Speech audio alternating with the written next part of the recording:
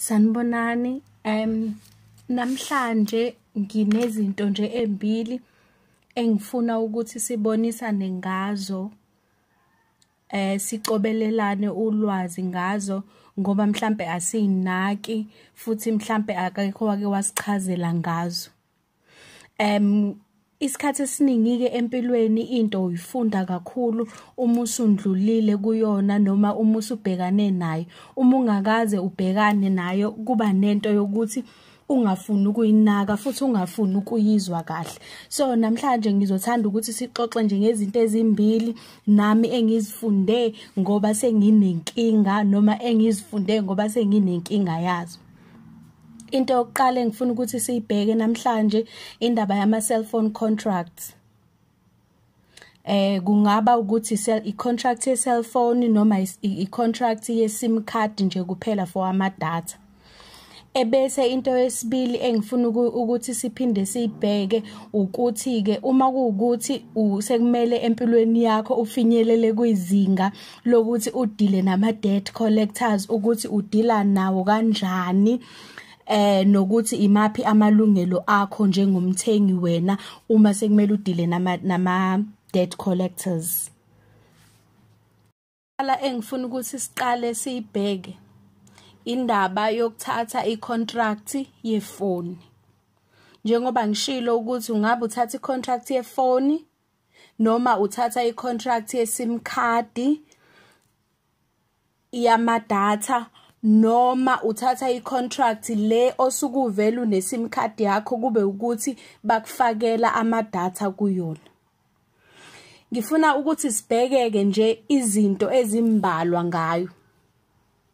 Okokuqala ngaphambi kokuba uhambe uyothatha i-contract kunezinto ekumele uzibheke wena njengomthengi usewedwa nje ungakafika esitolo.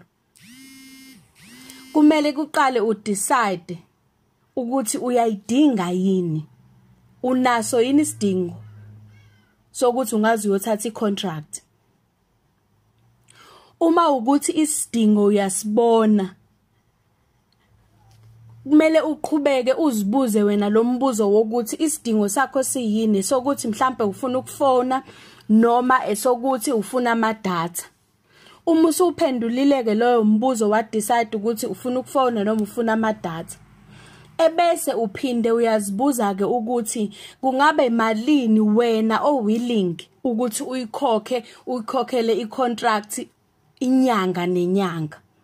Uphinde ukhumbuleke ukuthi indleko zakho zenyanga ahlezi ifana. Mhlawumbe ungadecide ukuba ne-contract ngenyanga lapho indleko zakho zingenkulu khona. Ebese uthi wena ungakwazi ukukhokhela i-contract ya 400 rand. Ubungazi ukuthi ngenyanga elandelayo uzokwenzani, kuzokwenzakalani. So kubalulekile ukuthi uma udecide nje wena ungakaye esitolo ukuthi ufuna i-contract yamalini, ukubeke enqondweni yakho ukuthi khona igameke ezisehlakalelayo esingaziplaneli nesingazihleleli zona.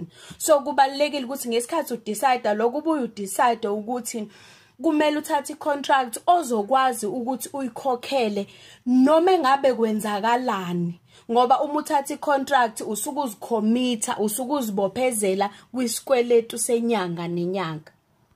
Ibaluleke ngani ke lembuzo le ekade siyibuza ngenhla? Ibaluleke ngokuthi uma usukwazile ukuthi uyiphendule lembuzo le ngeqiniso uwedwa, ikusiza ekutheni uma ufika esitolo inhloso enkulu yomuntu wasesitolo ukuthi akudayisele. So uzosho noma engabe yini ukuthi wena ugcina usuthengile. Ingakho kubalekile ukuthi ufike enqondweni yakho uyazi into oyifunayo ukuze kungabi lula kumuntu wasesitolo ukuthi akutwiste agcine ekuthengise into ezokuxaka uma isikhathi siloku sihamba usuxakeka ukuyikhokhela. So kubalekile ke ukuthi uma uye esitolo uye ufocus uset enqondweni yakho ukuthi ufunani ngemali engakanani ukuze ungaloku yale nale uma usufica esitolo sebekudayisela. So kubalulekile ke ngalokho ukuthi enqondweni yakho uma uye esitolo iya uclear, noma engabe uye esitolo sani sekungasasho nje kuma contracts, iya uclear enqondweni yakho, uyazi into oyifunayo, uyazi nemali willing ukuthi wena uyikhokhe.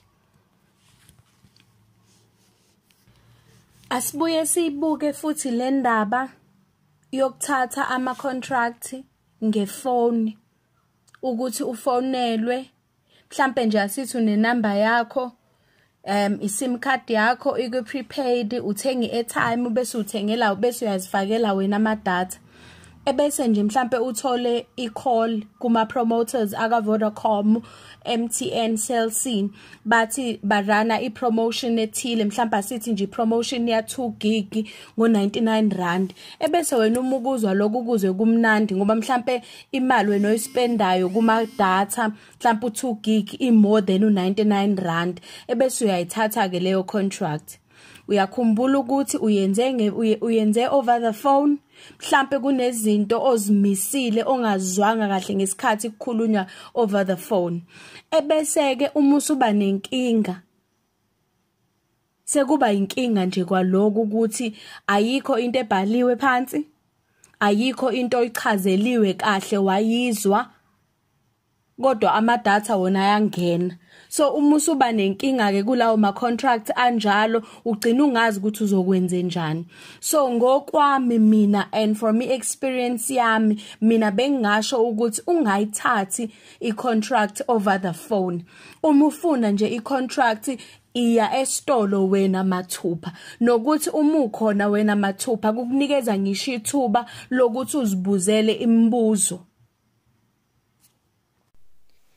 Unonjabulo uyabuya ke nenye ke i-recording ezositshela ukuthi yindaba vele isidela kanjani ke nabantu laba ke mase sewusenkingeni manje ngoba uthathele i-contract uyithathe efonini bekufonela ngoba nawe ubona ukuthi okay hayi lento ingangibenefita, bese uyabona ukuthi ayi kahle kahle lento ayiyona nje into ebengikade ngisayine up for yona, noma into ebesikade sivumelene ngayifonela isikhathi benginikeza into ngoba ama telemarketers abantu abafonayo laba bakunikezela izinto basemsebenzini ingane zakwethu bafuna ukwenza imali and umuntu uzothola i-commission ngokuthi wena uthathele ama contract wenza ama contracts amangaki, usayinisa abantu abangaki. Balekile ukuthi wena ungayithola ususenkingeni.